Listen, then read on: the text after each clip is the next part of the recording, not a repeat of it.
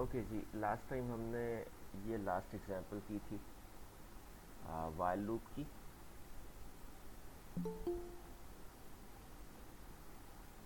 अगर अभी तक कोई सवाल है तो पूछ लीजिए, then we will move on.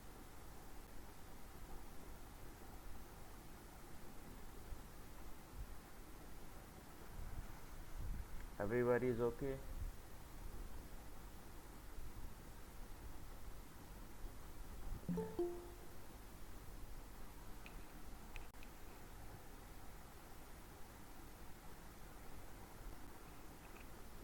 Yes sir. Okay, so हमने जो हमारा कोड था पहले यूनिट का, उसको एक प्रोसीजर में ट्रांसफॉर्म करने की कोशिश की थी और इस तरीके से हमने एक प्रोसीजर लिख भी लिया था। सो आज हम इस काम को कंप्लीट करेंगे।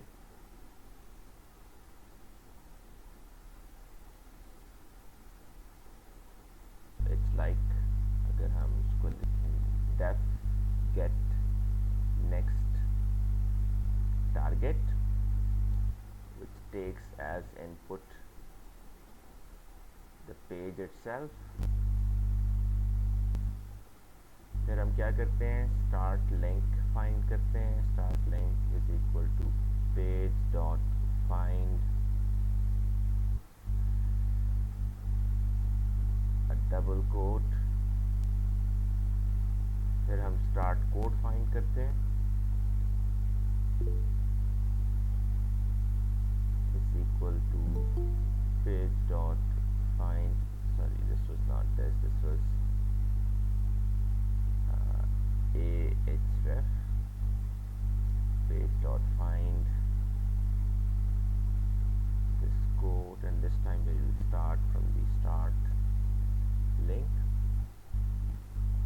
फिर हम एंड कोड फाइंड करते हैं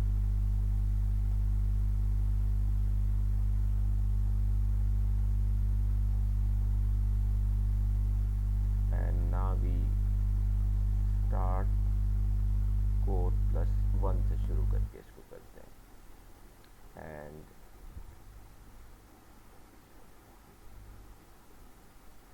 फिर हम यूआरएल लोकेट करते हैं इसके अंदर से। There is a slice of the page which will start from the start quote plus 1 to end quote, और फिर इसमें से हम दो चीज़ें रिटर्न करते हैं। एक तो URL रिटर्न करते हैं और दूसरा एंड कोड रिटर्न करते हैं, बिकॉज जब नेक्स्ट टाइम हम इसको लोकेट करने के लिए आएंगे तो एंड कोड से पहले वाला हिस्सा पेज में से निकाल चुके होंगे।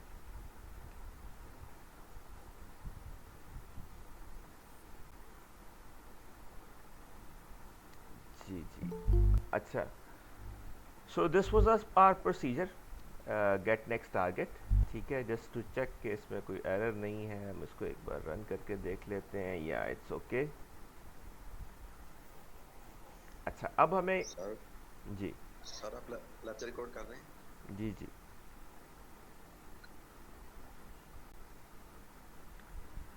अब हम आगे बढ़ते हैं। तो एक प्रॉब्लम अब ये है इस वक्त कि हम दो वैल्यूज़ रिटर्न कर रहे हैं इसके अंदर से, URL और एंड कोड।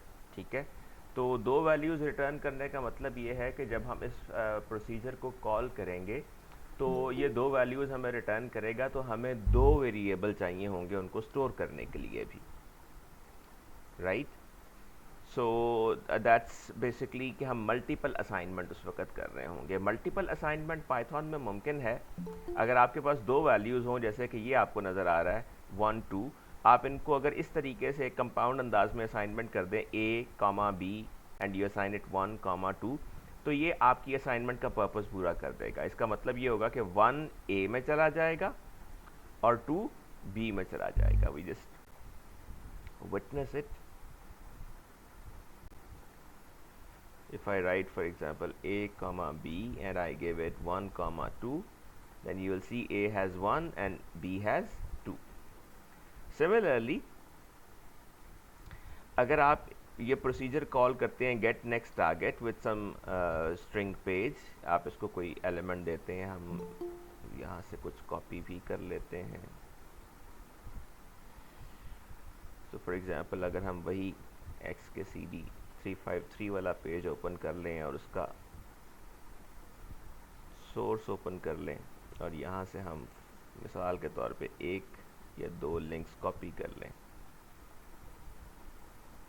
और अब अगर हम इस प्रोसीजर को कॉल करें तो एज यू सी हियर कि यहाँ पे हमें दो वेरिएबल देने पड़ेंगे,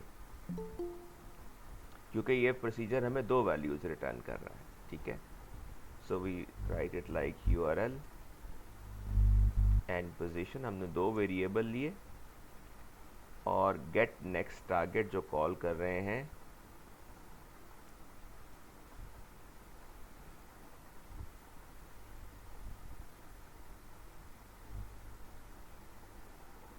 अब URL और एंड पोजीशन के अंदर हमारे पास दो अलग अलग वैल्यूज़ होनी चाहिए। हम चेक करते हैं URL के अंदर क्या आया, we have got that value in that, और एंड पोजीशन के अंदर क्या आया, we have got that value as well, right.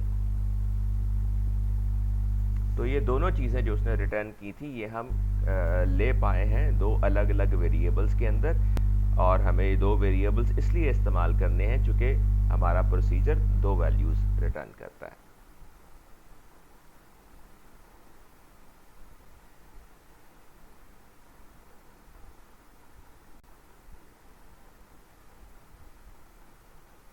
Okay, then there is a little bit of understanding कि आपके ख्याल में ये स्टेटमेंट क्या करेगी अगर हम लिखें s, t। सर काइंडली आप ये रिपीट कर देंगे, हम लोगों ने लेट क्लास ज्वाइन की है। बेटा लेट क्लास अब आप ज्वाइन करते हैं तो उसका एक सोल्यूशन हमने ये किया हुआ है कि इसको रिकॉर्ड कर लेते हैं, तो आप इसकी रिकॉर्डिंग देख सकते हैं। लिंक ही नहीं भेजी सी यार ने। बेटे क्लास का लिंक पहले दिन से एक ही है, ये कभी नहीं बदला। मैंने आपसे पहले भी ये कहा हुआ है कि क्लास का लिंक नहीं बदलता, it remains the same.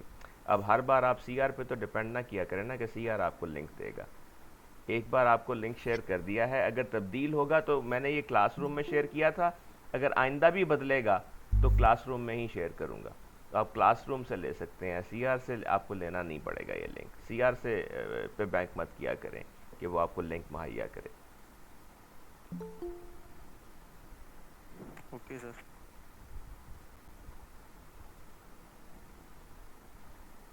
So basically हम ये कर रहे हैं कि हमने ये प्रोसीजर लिखा था last time, get next target, जिसके अंदर हम एक लिंक को एक्सट्रैक्ट कर सकते हैं।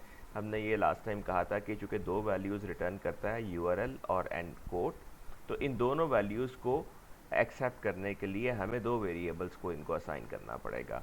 तो पाइथन में ऐसा जबकि ये मुमकिन है कि आप दो वैल्यूज़ रिटर्न कर सकते हैं एक प्रोसीजर से, इसी तरीके से आप वो दो वैल्यूज़ गेट करके उनको प्रोसेस भी कर सकते हैं। तो यहाँ पे हमने ये किया,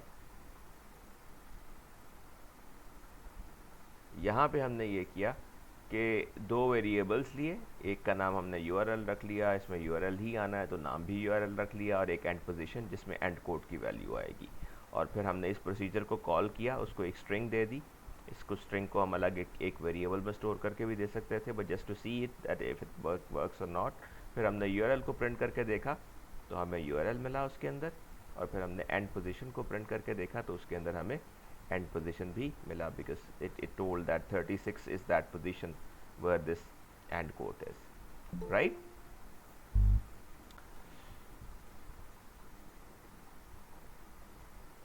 okay, so now there is this little question.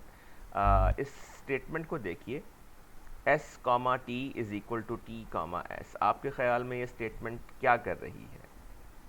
ये 4 ऑप्शंस।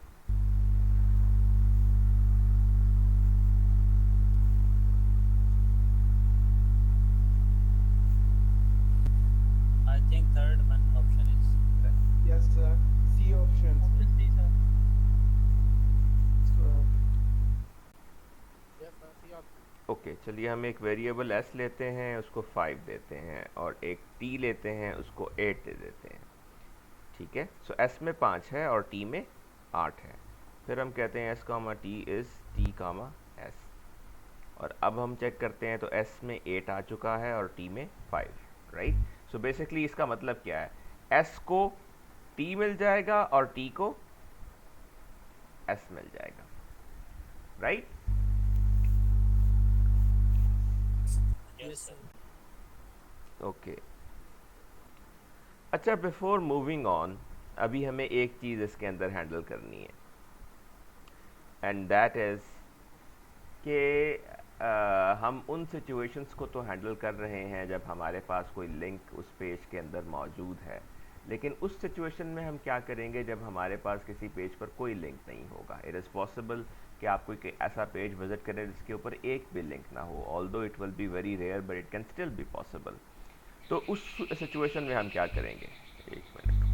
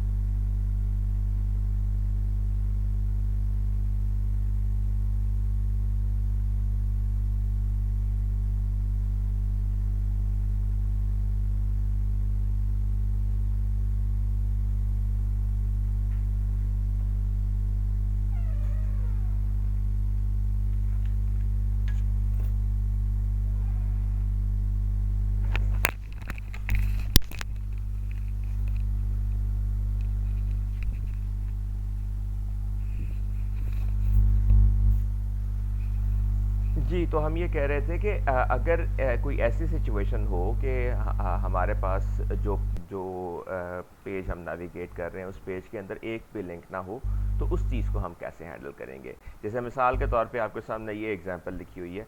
इस केस में आप अगर ये लिखते हैं प्रिंट गेट नेक्स्ट टारगेट और इसको ये कंटेंट देते हैं, इस कंटेंट के अंदर ahref मौजूद है, एक लिंक भी मौजूद है, तो ये लिंक उसके अंदर से एक्सट्रैक्ट करके आपको URL भी बता देता है और एंड कोड की वैल्यू भी बता देता है, ठीक है। So that will work, but what if the content that you supply here has no link, उस सूरत में क्या होगा। अब मिसाल के तौर पे हम इस कोड को एक बार रन करके देखते हैं।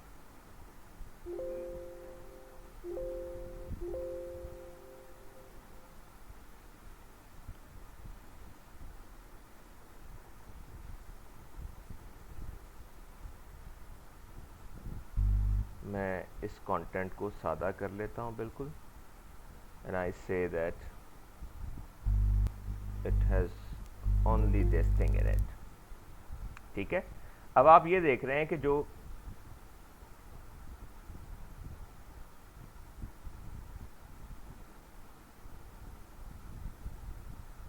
ये जो कॉल मैं अभी करने जा रहा हूँ, इसके अंदर यहाँ पे कोई लिंक भी नहीं है, राइट।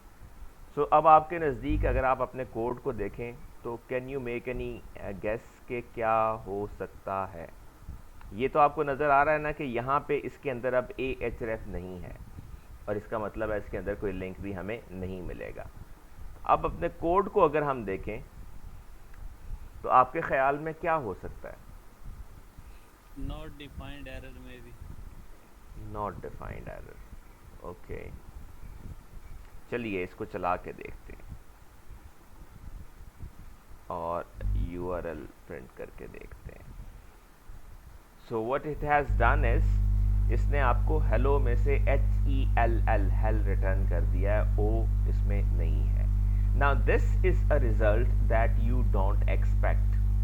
आप इससे चाहेंगे ये कि अगर आपके प्रोवाइडेड पेज के सोर्स के अंदर कोई URL लिस्टेड नहीं है तो फिर इसको चाहिए ये कि आपको ये बताए कि URL नहीं मिला, किसी तरीके से उस चीज़ को इंडिकेट करे। यानी आपके कोड में ये सलाहियत होनी चाहिए कि वो ये देख सके कि आपके दिए हुए जो कंटेंट्स हैं उनके अंदर कोई लिंक मौजूद नहीं है। लेकिन इसने ऐसा नहीं किया, बल्कि हमें अनएक्सपेक्टेडली उसी स्ट्रिंग के एक कैरेक्टर को निकाल कर बाकी हिस्सा जो है वो शो कर दिया है। अब हम ज़रा देखते हैं इसने ऐसा किया क्यों है। हमारे पास जो हमने उसको स्ट्रिंग दी है उसके अंदर HELLO 5 कैरेक्टर है, ठीक है, हम ज़रा कोड में जाके देखते हैं कि क्या हुआ होगा। तो ये जो पेज वेरिएबल है इसके अंदर क्या आया, HELLO, राइट। Yes sir. अब हमने क्या किया कि इस स्ट्रिंग के अंदर ढूंढा ahref, और ahref तो हेलो में नहीं है। इसका मतलब क्या है कि फाइंड प्रोसीजर आपको -1 रिटर्न करेगा। जब कोई चीज़ फाइंड के ज़रिए हमें नहीं मिलती तो फाइंड प्रोसीजर -1 रिटर्न करता है, ठीक है। तो अब चूंकि उसको ahref हेलो के अंदर नहीं मिलेगा तो वो -1 रिटर्न करेगा, तो स्टार्ट लिंक वेरिएबल के अंदर -1 आ जाएगा, ठीक है। फिर आप कहेंगे कि -1 से तलाश करना शुरू करें और डबल कोट तलाश करें। अब हमने देखा कि हमने चूंकि सिर्फ HELLO दिया हुआ है, उसमें डबल कोट भी नहीं है, तो इसका जवाब भी -1 आएगा, स्टार्ट कोट में भी -1 आ जाएगा। फिर आप कहेंगे दोबारा कि स्टार्ट कोट +1 से दोबारा डबल कोट तलाश करना शुरू करें, तो -1 + 1 0 हो जाएगा। 0 से डबल कोट तलाश करना शुरू करेंगे, दोबारा हमें ये नहीं मिलेगी, डबल कोट दोबारा भी नहीं मिलेगी, तो एंड कोट में भी -1 ही आएगा। अब यहाँ क्या होगा कि स्टार्ट कोट में -1 है, -1 + 1 0 हो जाएगा, और एंड कोट में -1 है, ठीक है। तो अब आप पेज का जो स्लाइस लेंगे वो 0 से लेकर -1 तक होगा, राइट। यहाँ 0 क्यों आएगा, क्योंकि स्टार्ट कोट में -1 है, +1 किया तो 0 हो गया। 0 से लेके -1 तक जाएंगे। अब अपनी स्ट्रिंग को अगर आप देखें,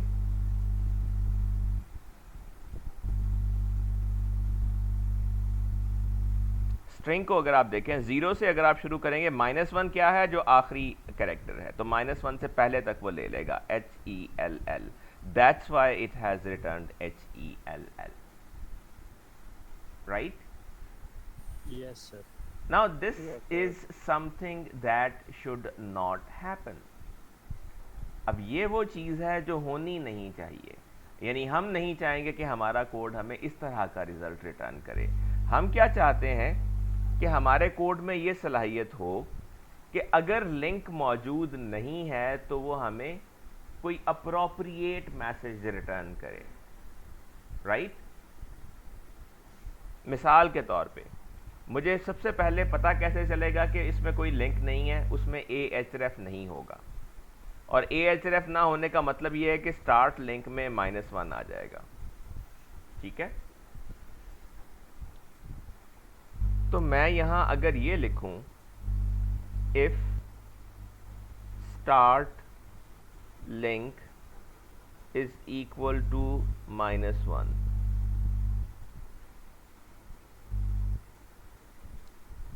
अगर स्टार्ट लिंक -1 के बराबर है तो इसका मतलब क्या है कि लिंक मौजूद नहीं है।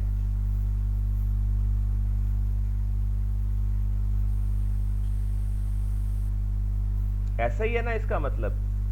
Yes sir. अगर स्टार्ट लिंक -1 के बराबर आया है तो मैं यहाँ क्या करने लगा हूं कि मैं इसको पहले ही चेक कर लेता हूं कि अगर स्टार्ट लिंक -1 के बराबर है, यानी ahref ही हमें उस स्ट्रिंग में नहीं मिला, इसका मतलब है कि यहाँ पर अब लिंक भी कोई मौजूद नहीं है जो हम तलाश करना चाहते हैं। तो अगर लिंक मौजूद नहीं है तो हमें यहीं से रिटर्न कर जाना चाहिए। ये जो हम आखिर में जाके रिटर्न कर रहे हैं, यहाँ की बजाय हम यहीं से रिटर्न कर सकते हैं। हम लिखते हैं रिटर्न। अब हमें हमारा प्रोसीजर हमसे एक्सपेक्ट करता है कि दो चीज़ें रिटर्न की जाएंगी, एक URL और एक एंड कोड। अब इस केस में हम URL में क्या रिटर्न करते हैं, हम कह देते हैं नन। नन एक टाइप है जो नथिंग को इंडिकेट करती है, और जो हमारा एंड कोड है उसमें सपोज हम 0 रिटर्न कर देते हैं। अब ये दोनों हमारी अपनी चॉइसेस हैं कि हम नन रिटर्न करते हैं और 0 रिटर्न करते हैं।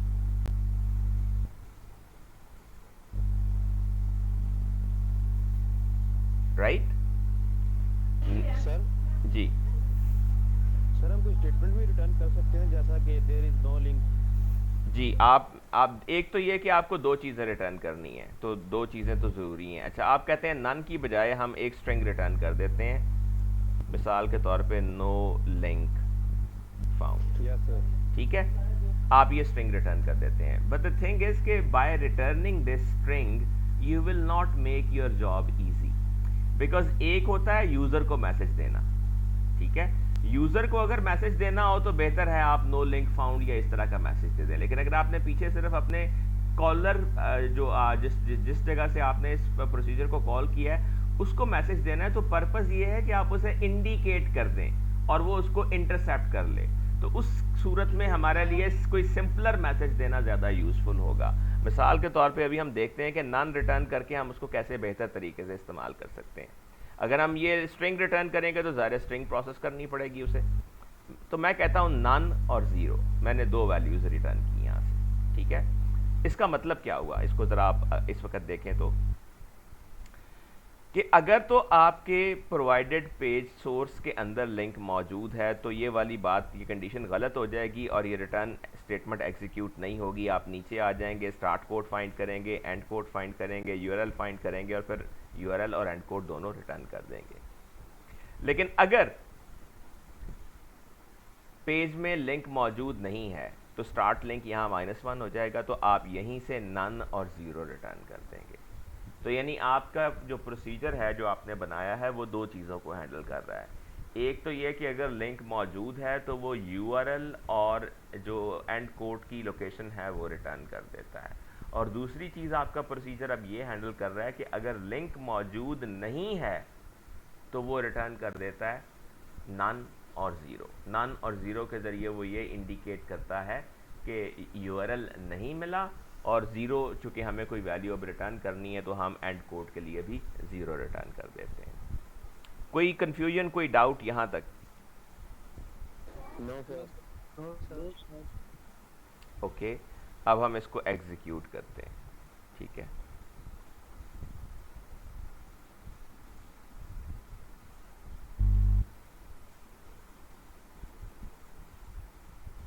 चलो हम यहाँ पे प्रिंट का इस्तेमाल कर लेते हैं ताकि ये हमें एक ही लाइन में जवाब दे दे। ओके सॉरी, प्रिंट के केस में हम ये नहीं करेंगे। सो यू सी के जब हमने हेलो पास किया इसे तो इसने हमें नन और ज़ीरो रिटर्न किया, राइट, बिकॉज हमने डिफाइन किया है कि अगर आपको कोई यूआरएल नहीं मिलता तो फिर आप नन और ज़ीरो रिटर्न कर दें। So it is working that on that as well. तो अगर हम कोई ऐसा वैलिड कंटेंट पास करेंगे जिसके अंदर लिंक मौजूद है तो ये हमें लिंक और एंड कोड की लोकेशन बता देगा, और अगर नहीं मौजूद तो फिर ये नन और ज़ीरो रिटर्न कर देगा। ओके, अब एक चीज़ इसमें हमने हैंडल कर ली कि अगर लिंक मौजूद नहीं है तो फिर हमने क्या करना है, तो ये चीज़ हमने इसके अंदर हैंडल कर ली। अब एक चीज़ और हमें करनी है कि हमें इस कोड को रिपीट करना है उतनी बार जितने के एक प्रोवाइडेड कंटेंट के अंदर लिंक मौजूद है, ठीक है। हमें इस कोड को रिपीट करना है उतनी बार जितने के हमारे प्रोवाइडेड कंटेंट के अंदर लिंक्स मौजूद हैं, ठीक है। तो ये काम अकम्प्लिश करने के लिए while loop, जी ओके, सो यहाँ हमने बेसिकली ये प्लेस करके इफ स्टेटमेंट तो इस चीज़ को रिजॉल्व कर लिया, ठीक है। अब हमें काम क्या करना है कि हमें तमाम लिंक्स को प्रिंट करना है। At this point you have a piece of code get next target to replace a formally TDS program. Here is where we are so far with a few modifications. अब हमारी position इस वक्त क्या है कि हमारे पास एक वेरिएबल है सपोज पेज, जिसके अंदर हम पेज के कंटेंट स्टोर कर लेते हैं। हम गेट नेक्स्ट टारगेट को कॉल करते हैं तो वो हमें दो चीज़ें रिटर्न कर देता है, एक यूआरएल और एक एंड पोजीशन। यहाँ पे स्पेस नहीं है इसके दरमियान, this is mistakenly placed, right. फिर आप उसमें से यूआरएल को मिसाल के तौर पे प्रिंट करके देख सकते हैं, ठीक है। उसके बाद आप क्या करते हैं कि पेज को मॉडिफाई करके page is equal to page of end position से अगला हिस्सा उसका ले लेते हैं और फिर दोबारा कहते हैं कि जनाब गेट नेक्स्ट टारगेट को कॉल कर लें और यूआरएल और एंड पोजीशन आपको दोबारा मिल जाएगा उसके अंदर से। ये आइडिया हम ऑलरेडी डिस्कार्ड कर चुके हैं कि हम बार बार ये काम नहीं करेंगे, लेकिन इस वक्त तक का आइडिया यही है कि हम ये वाला काम इस तरीके से कर सकते हैं। ओके, ये वाली बात आपको, ये जो 4-5 लाइनें लिखी हुई हैं, ये आपको समझ आई क्या कर रही हैं? Yes sir. किसी को समझ नहीं आई तो पूछ लीजिए। सर एक मरतबा फिर रिपीट कर दें। देखिए, आपने एक वेरिएबल लिया पेज, जिसके अंदर आपने पेज के कंटेंट्स को स्टोर कर लिया, ठीक है। फिर आपने गेट नेक्स्ट टारगेट को कॉल किया, उसको वो पेज वेरिएबल पास कर दिया। ये आपको दो चीज़ें रिटर्न करेगा, एक यूआरएल और एक एंड कोड की पोजीशन। आपने दो वेरिएबल्स यहाँ पे लिखे, या इन दोनों में वो दोनों वैल्यूज़ आ जाएंगी, यूआरएल भी आ जाएगा और एंड पोजीशन भी आ गई। फिर आप क्या करेंगे, पेज को मॉडिफाई करेंगे। ये जो लाइन है ये बेसिकली क्या करती है कि पेज के अंदर जहाँ तक आपको लिंक मिला है वो हिस्सा उसमें से निकाल देती है और बाकी हिस्सा रख लेती है, और आप फिर वो बाकी जो बचा हुआ हिस्सा है पेज का, उसके ऊपर यही काम दोबारा कर लेंगे, get next target URL end position. और ये काम आप बज़ाहिर तब तक करते रहेंगे जब तक एक पेज के अंदर लिंक्स मौजूद हैं।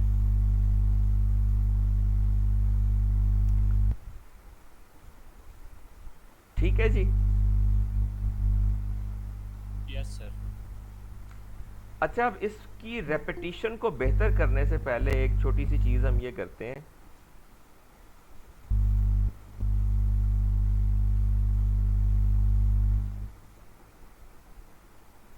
कि ये जो प्रोसेस है एक वेब पेज को के कंटेंट्स को लेने का, हम इसको कोशिश करते हैं कि थोड़ा ऑटोमेट कर लें, ठीक है।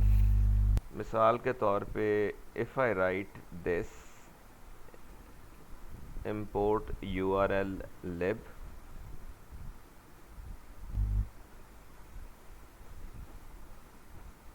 फिर मैं कहता हूँ from url lib dot request open url open, और फिर हम करते हैं मिसाल के तौर पे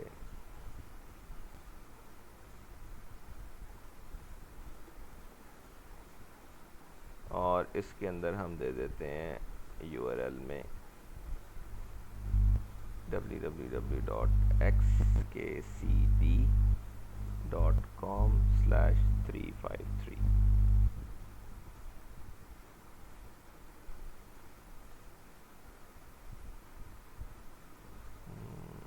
unknown URL type, okay, might expect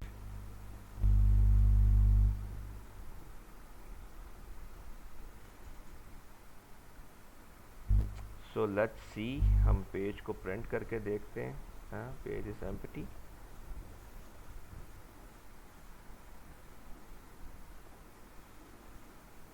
squeezed 103 lines, right।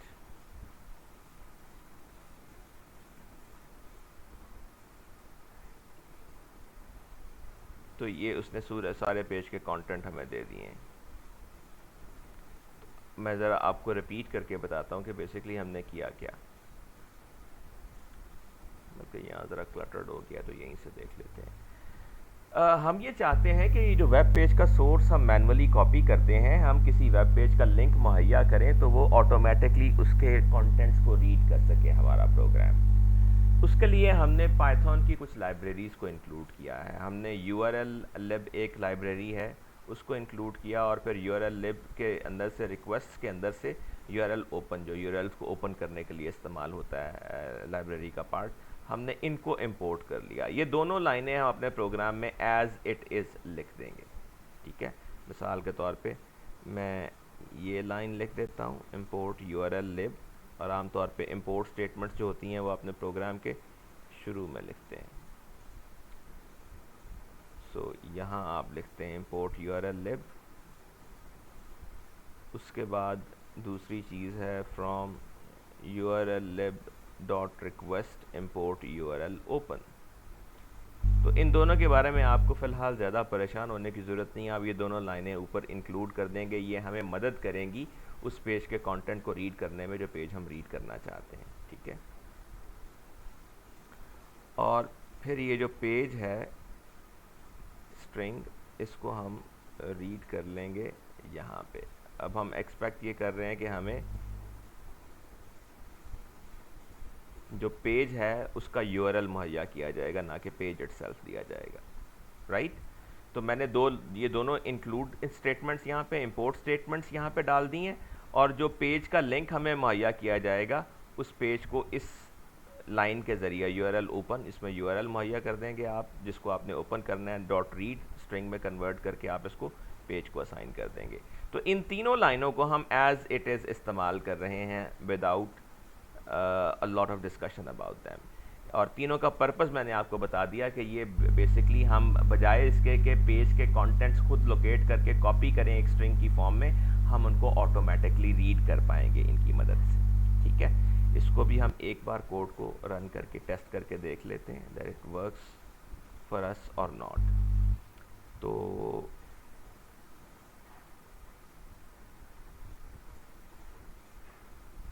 अब यहाँ पे बेसिकली जो पेज है उसके अंदर हमने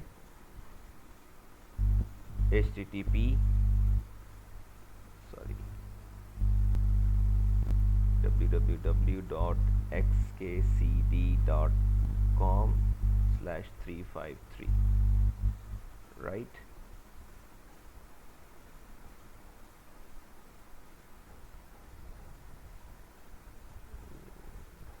URL reference before assignment. Okay, sorry. This is not URL, this is page. So we run it again. And now I call it like this,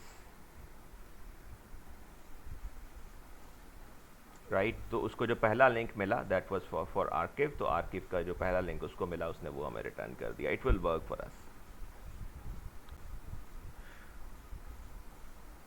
अगर अभी तक कोई चीज़ आपको धुंधला धुंधला महसूस करवा रही है तो बताइए, पूछ लीजिए before I move on.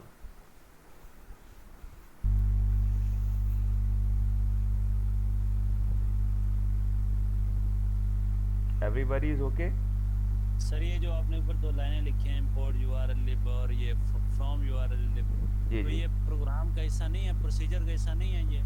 नहीं, जो आप लाइब्रेरीज जो इंक्लूड करते हैं ना, वो on top of all that लिख देते हैं। वैसे आप इसको प्रोसीजर का हिस्सा भी बना सकते हैं कि प्रोसीजर के अंदर ही ये इस्तेमाल हो, लेकिन फॉर द मोमेंट आप इन्हें ऊपर लिखेंगे, ओके सर। ठीक है।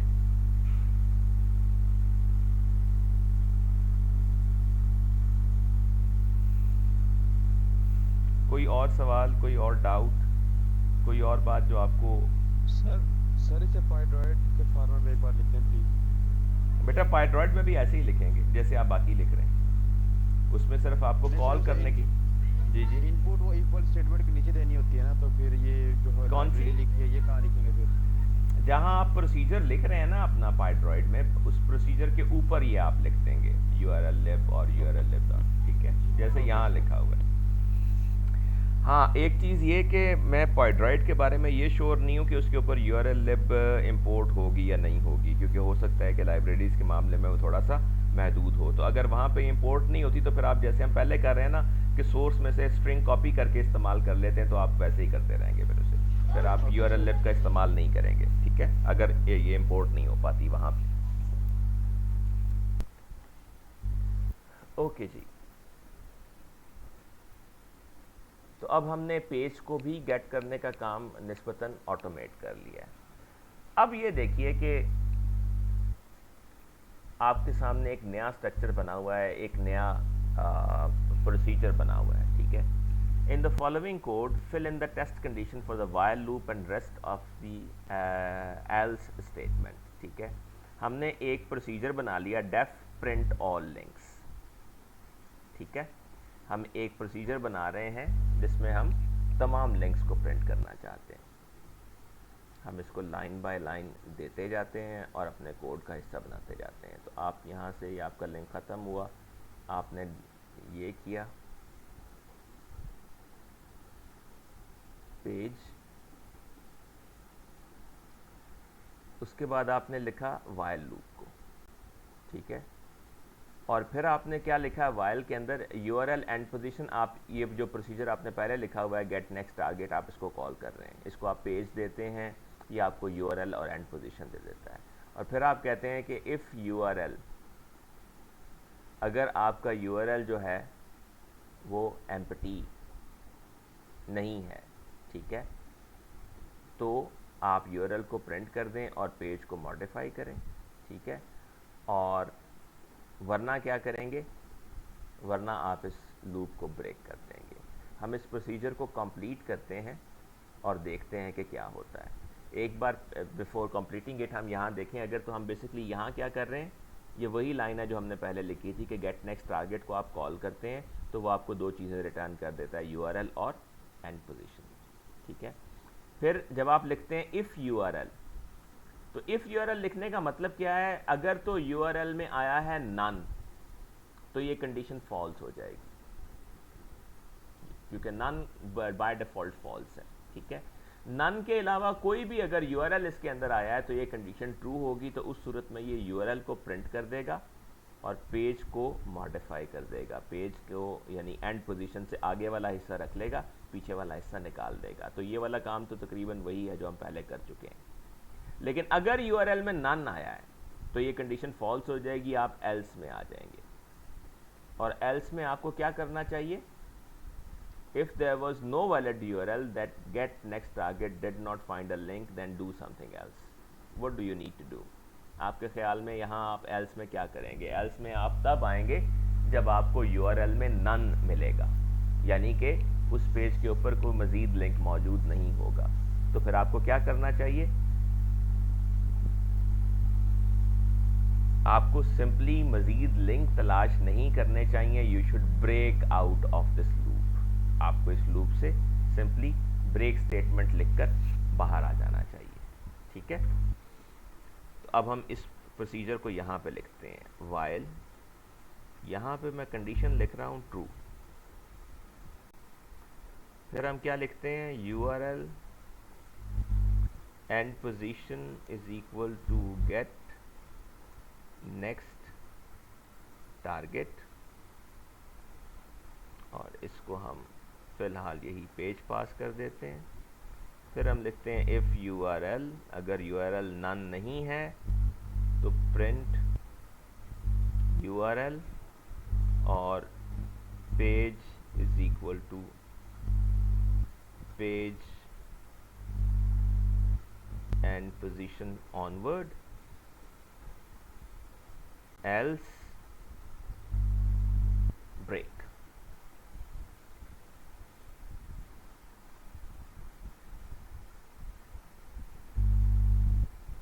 तो मैंने उस प्रोसीजर को कंप्लीट यहाँ पे यूं लिख लिया है।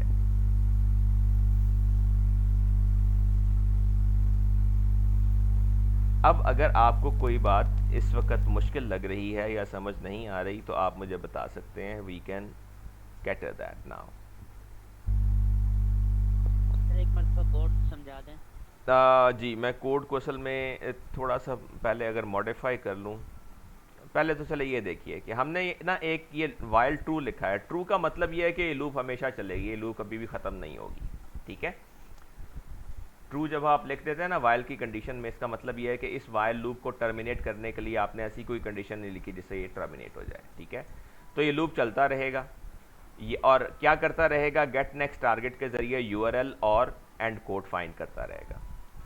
जब तक यूआरएल मिलता रहेगा ये यूआरएल को प्रिंट करता रहेगा और पेज को मॉडिफाई करता रहेगा, ठीक है।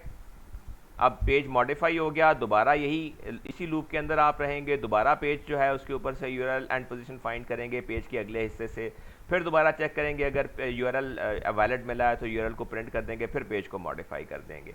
यानी हर बार पेज के अंदर से जिस हिस्से तक हमने लिंक को ढूंढा है वो हिस्सा निकाल कर हम दोबारा गेट नेक्स्ट टारगेट को कॉल कर लिया करेंगे और दोबारा नया लिंक फाइंड करके उसको प्रिंट करके दोबारा पेज को मॉडिफाई करेंगे और फिर दोबारा जो बाकी हिस्सा पेज का है उसे दोबारा गेट नेक्स्ट टारगेट को पास करके दोबारा यूआरएल फाइंड करेंगे। और ये काम हम तब तक करते रहेंगे जब तक उस पेज के ऊपर लिंक्स मौजूद रहेंगे।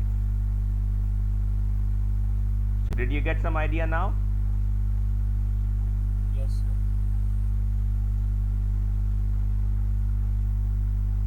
ओके, अच्छा अब मैं थोड़ी सी मॉडिफिकेशंस इसी कोड में करने लगा हूँ। दैट इज़ कि ये जो काम है पेज को रीड करने वाला, ठीक है, इसको हम ले आते हैं यहाँ पे।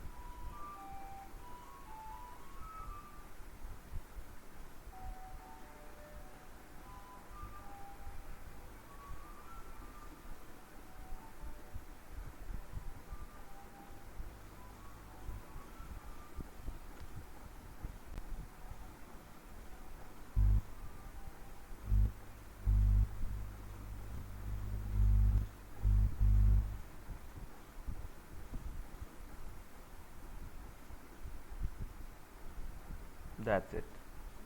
आई थिंक और कुछ हमें करने की ज़रूरत नहीं है।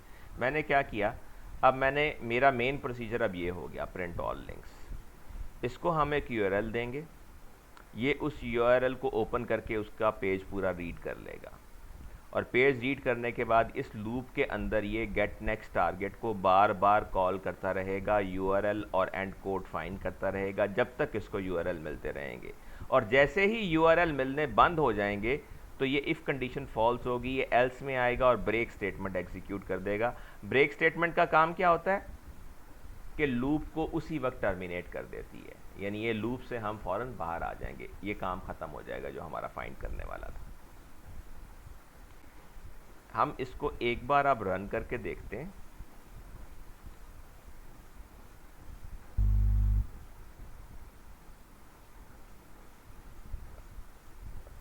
अब हमारा जो प्रोसीजर है that is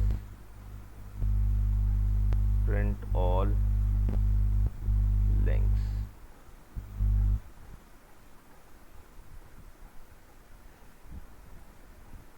so you see इसने तमाम लिंक्स को प्रिंट कर दिया जितने भी इसे मिले इस पेज के ऊपर।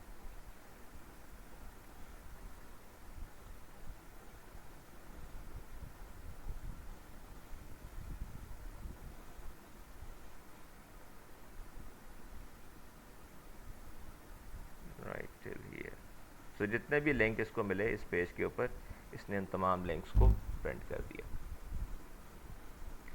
अब ज़रा इस कोड को गौर से देखिए। अब बेसिकली हुआ क्या, हमने दो प्रोसीजर बना लिए। एक ये प्रोसीजर है जो अब हमारा मेन प्रोसीजर है, हम इस प्रोसीजर को कॉल करते हैं। ये प्रोसीजर क्या करता है, सबसे पहले तो पेज रीड करता है। जो यूआरएल हमने दिया, पेज का एड्रेस दिया, उस पेज के एड्रेस को लेकर इसने यूआरएल ओपन मेथड के ज़रिए उसको ओपन किया, उस पेज को रीड किया, उसको एक स्ट्रिंग में कन्वर्ट करके इस वेरिएबल पेज को असाइन कर दिया। अब वेरिएबल पेज के अंदर जो लिंक आपने दिया था उस लिंक का पूरा पेज रीड करके हमने प्लेस कर दिया। फिर इसने क्या किया, गेट नेक्स्ट टारगेट को कॉल किया, उसको वो पेज पास कर दिया। गेट नेक्स्ट टारगेट ने देखा अगर उसको लिंक मिला उसके अंदर तो उसने start quote end quote URL find करके वो रिटर्न कर दिया। जो यूआरएल अगर हमें यूआरएल में नन नहीं मिलेगा, ये मैंने आपको बताया, जब आप लिखते हैं इफ़ यूआरएल, आप यूं भी लिख सकते हैं if URL is not equal to none. अगर यूआरएल नन नहीं है तो यूआरएल प्रिंट कर दें और पेज मॉडिफाई कर दें। इस लाइन का आपको पता है क्या करती है? पिछली जो यूआरएल हमने फाइंड कर लिया उससे आगे शुरू करेंगे। ये बेसिकली एंड कोड जहां हमें मिला था वहां तक का कंटेंट उस पेज में से निकाल देगी, ताकि जब दोबारा आप गेट नेक्स्ट टारगेट कॉल करें तो वो दोबारा से उसी लिंक को फाइंड ना करे बल्कि उसके आगे वाले लिंक को फाइंड करे। ठीक है, तो जब तक यूआरएल जो है वो नन नहीं होगा तब तक ये यूआरएल को प्रिंट करके पेज को मॉडिफाई करती रहेगी और आप इसी वाइल लूप में घूमते रहेंगे। ये पेज मॉडिफाई हो जाएगा। अब ये modified page get next target को दोबारा आप पास कर देंगे, ये दोबारा लिंक फाइंड करेगा, एंड पोजीशन फाइंड करेगा, दोबारा रिटर्न कर देगा। अब दोबारा चेक करेंगे कि यूआरएल नन तो नहीं आया तो दोबारा यूआरएल प्रिंट करेंगे और पेज को फिर मॉडिफाई कर देंगे, फिर मॉडिफाइड पेज को पास कर देंगे। ये प्रोसेस तब तक रिपीट होता रहेगा जब तक यूआरएल में नन नहीं आ जाता। जैसे ही यूआरएल में नन आएगा आप इफ से निकलकर एल्स में आ जाएंगे, और एल्स में सिर्फ एक लाइन लिखी हुई है, दैट इज ब्रेक। यानी ये ब्रेक आपने इसलिए लिखा है कि जब तक तो आपको लिंक मिलते रहें आप इस लूप में घूमते रहेंगे, जब आपको लिंक मिलना बंद हो जाएंगे तो आप इस लूप से बाहर आ जाएंगे, दैट्स इट। तो और ये काम जैसे मैंने कहा कि आप URL is not equal to none की बजाय अगर आप सिर्फ यूआरएल भी लिखते हैं इफ यूआरएल, तो बाय डिफॉल्ट नन का मतलब फॉल्स और एनीथिंग अदर देन नन का मतलब ट्रू होगा। If you still have any doubts in your mind about this code, please go ahead.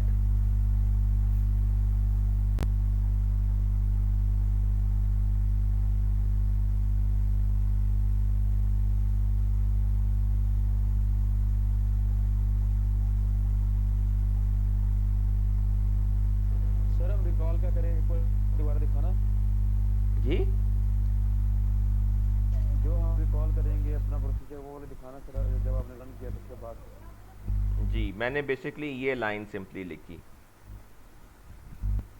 बल्कि यहाँ प्रिंट भी अगर आप ना लिखें तो it will be all right. तो मैंने basically print all links procedure को कॉल किया और उसको एड्रेस दे दिया, ठीक है। लाइक अगर मैं इस एड्रेस को यहाँ से लेना चाहूँ, लेट मी सी, तो इट वुड बी ये है ना। तो ये HTTPS इसके साथ आया हुआ है, हमें देखने दें इसके साथ भी ये काम करता है नहीं करता है, जो मैं वहाँ से कॉपी करके अगर करता हूँ तो it should work with that. HTTPS के साथ भी काम करना चाहिए। Yes, it works with that. तो आप कॉपी करके, अगर आप सिर्फ www से शुरू करेंगे तो usually it won't work, you have to start with HTTP। बेहतर ये है कि आप पेज का लिंक ब्राउज़र से कॉपी कर लें, जैसे मैंने इस केस में ये ब्राउज़र से कॉपी किया है, यहाँ से कॉपी कीजिए, वहाँ पेस्ट कर दीजिए। तो आप simply print all links procedure आपने कॉल किया, उसको URL दे दिया, एड्रेस दे दिया, ठीक है। लेकिन URL या एड्रेस अगर आप पाइड्रॉइड पे करते हैं और अगर आपको उसमें जो इंपोर्ट URL लिब है वो काम नहीं करता, वो आपको एरर दे देता है कि लाइब्रेरी इंपोर्ट नहीं हो सकती, तो उसका मतलब ये है कि फिर आप, जैसे हम पहले कर रहे थे कि एक स्ट्रिंग कॉपी करके पेज के अंदर डालते थे, तो फिर आपको उसी तरीके से करना पड़ेगा इसे, ठीक है। Okay sir.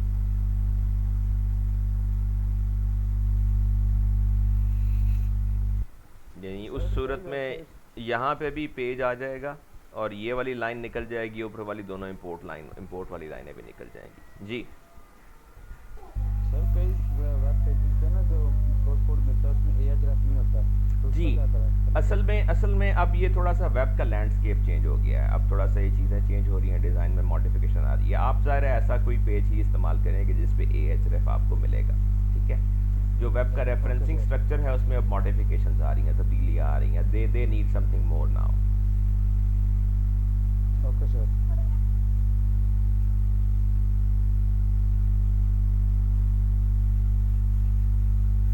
जी बेटा, और कोई सवाल है तो पूछ लें।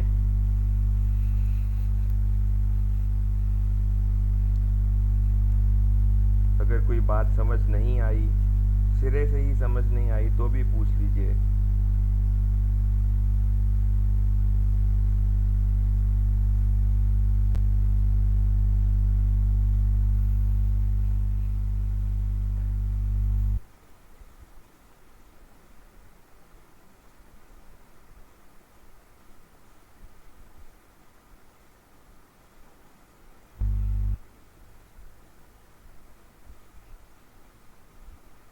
अब्दुल करीम, आपको समझ आ गया जो कुछ हमने डिस्कस किया है?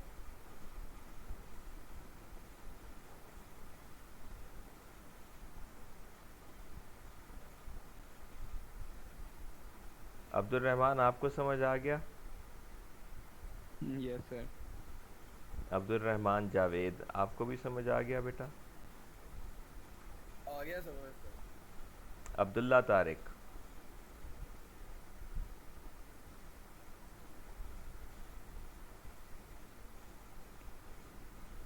Afreen Zahra, yes sir. Ahmed Raza, yes sir. दूसरे भी, यस सर। अलीना समर,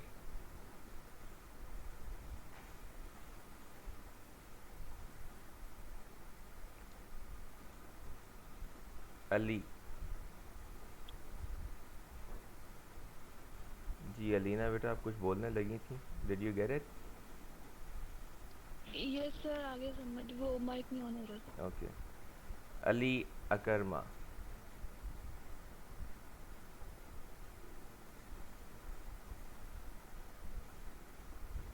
अशारब, आपको भी समझ आ गया? जी sir, ready.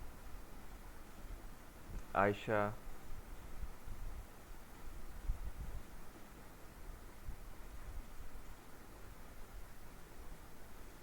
Danish, yes sir, समझ गया। Okay, Faizan, yes sir. मैं बाइक पे हूँ, मुझे समझ तो आ गया, लेकिन जब ट्राई करूँगा कोई प्रॉब्लम हुआ तो पूछ लूँगा आपसे। अच्छा अच्छा, आप अभी बाइक पे घूम रहे हैं? Yes sir. अच्छा चलिए ठीक है। अच्छा यार फैज़ान, ऐसे करो कि आप मुझे क्लास से कोई 10-15 मिनट पहले एक मैसेज किया करो। मैं भी बहुत सुस्त आदमी हूँ। ठीक है सर। सर वो आज मैं सो गया था तो इसलिए प्रॉब्लम होगा। नहीं तो अच्छा पहले अच्छा, कर देता हूँ मैं। बस फिर तो हम भाई हैं, इकट्ठे ही सोते हैं। ठीक है। और सर आप ना टाइमिंग थोड़ी सी एक्सटेंड कर दें, 1:30 बजे कर दें। अच्छा चलें, 1:30 बजे कर लेते हैं। आप मुझे 1:15 मैसेज कर दिया करें, ठीक है? सर जी 1:30 यस सर, नहीं। वो आईसीटी की क्लास होती है तो फिर 1 बजे उनकी 12 बजे से लेके उनकी क्लास होती है तो फिर इसलिए आपकी क्लास में थोड़ा इंटरप्ट होगा। अच्छा चलें, 1:30 बजे कर लेते हैं, ठीक चले ठीक है सर, थैंक यू। सर सुबह की नमाज भी पढ़नी होती है। है। बेटा आप 15 मिनट पहले पढ़ लें, भले ही आप 5 मिनट लेट ज्वाइन कर लें, तो दैट्स, उसमें तो कोई मेरा ख्याल है प्रॉब्लम नहीं होगा। आप 1:45 ज्वाइन कर लें, क्लास तो वैसे भी रिकॉर्ड हो जाएगी। तो ज़ोहर की नमाज में तो हम ज़ाहिर है मुखल नहीं हो सकते। Okay sir. Hammad. Sir sir जी। सर ये लास्ट लेक्चर है आज? नहीं बेटे, लास्ट तो नहीं है। लास्ट लेक्चर किस तरह हो गया भला? अभी तो हमारा सुबह बहुत कुछ पढ़ने वाला पड़ा हुआ है। सुबह से छुट्टियां हो रही हैं सर ईद की। चलिए ईद की छुट्टियां हो जाएंगी इंशाल्लाह, अल्लाह खैर खैरियत से गुजारे ईद भी सबकी। ईद के बाद फिर मिलेंगे इंशाल्लाह। सर इनके पूछने का मतलब ये था कि इस वीक का लास्ट लेक्चर है, आगे भी नहीं वैकेशन हो नहीं, जाएंगी। कल हाँ ठीक है, ज़ाहिर है इस वीक में तो हमारी, अगर अगले वीक में छुट्टियां हैं तो ज़ाहिर है जो सरकारी छुट्टियां हैं तो सरकारी छुट्टियां हैं। तो क्लास नहीं होगी सर? बेटा अगर छुट्टियां अनाउंस हो गई तो ज़ाहिर है क्लास नहीं होगी। अब आपकी ईद तो सर हम ख़राब नहीं कर सकते। ये जो हमें यूनिवर्सिटी में छुट्टियां मिली हैं 15 तक, क्या इसमें कुछ एक्सटेंशन हो सकती है, आगे बढ़ सकती हैं? बेटा छुट्टियां तो नहीं बढ़ेंगी, ये हो सकता है कि अभी क्लासेस ऑनलाइन चलती रहें। अभी मेरा ख्याल ये है कि अभी फौरी तौर पे शायद क्लासेस फ़िज़िकल ना हो, ऑनलाइन चलती रहेंगी। तो क्योंकि हालात थोड़े से ज़रा अभी वल्नरेबल हैं, लेकिन ये है कि हमारे यहाँ खैर अभी केसेस थोड़े कंट्रोल में भी हैं। तो ऐसा भी मुमकिन है कि यूनिवर्सिटी ये खोल दें, लेकिन अभी कुछ कहा नहीं जा सकता, वक्त ही बताएगा क्या होता है। Okay sir. अच्छा जी हमाद बेटा, आपको समझ आई?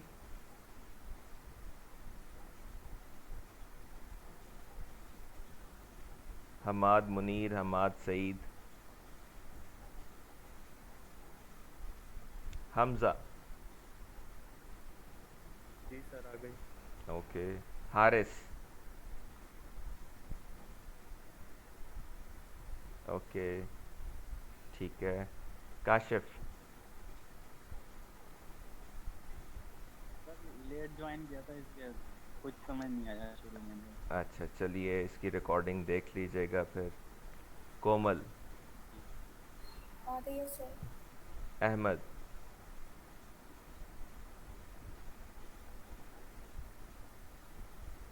आ गया सर। माजिद। जी सर आ गई है। मलिका।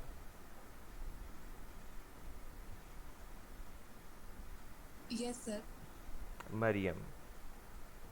यस सर आ गई है। मीर साहब। यस सर आ गई है, जब खुद और करेंगे तो और पता चलेगा। चलिए बहुत अच्छी बात है। Mahwish.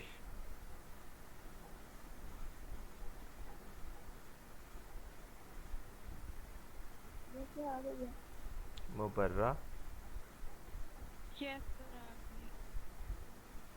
Rizwan.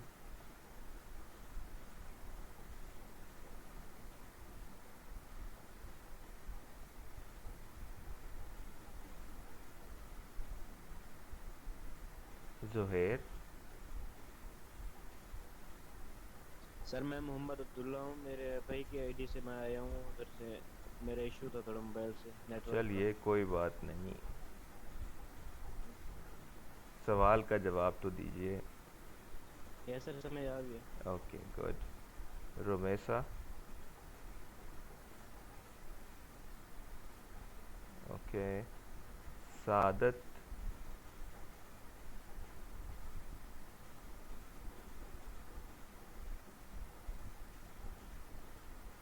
Okay, Sajid, yes sir आ गई समझ। शहजाद, यस सर आगे समझ।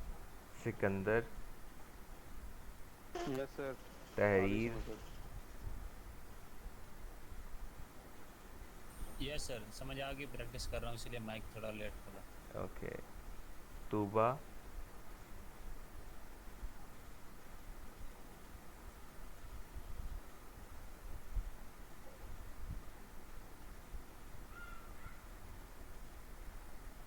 उर्फा,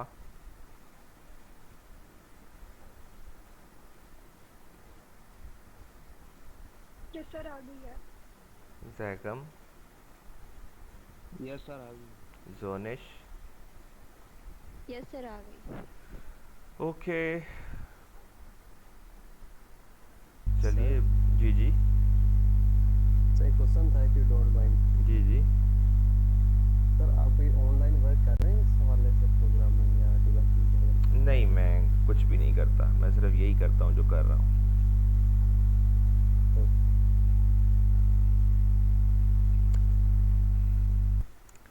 ओके जी।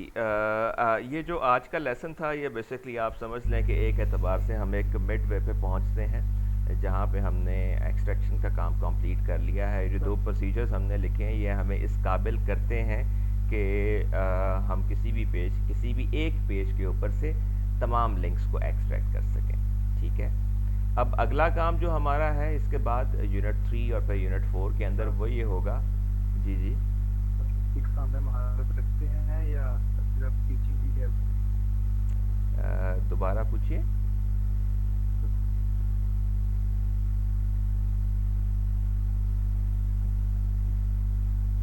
सॉरी, आपकी आवाज़ मुझे ठीक से नहीं आई।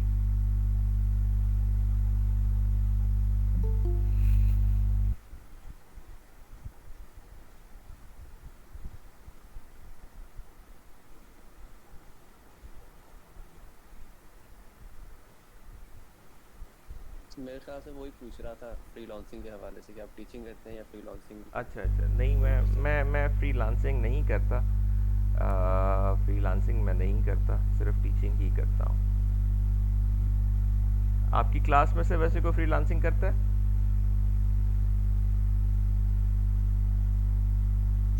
नहीं सर, सर हम इसके तो ये हवाले सोच से रहे नहीं थे कर रहे, कि लेकिन दूसरा काम है। आप हमें इस बारे में थोड़ा सा गाइड करेंगे, क्योंकि सीएस जो हम कर रहे हैं हमें इसका फायदा स्टार्ट किया है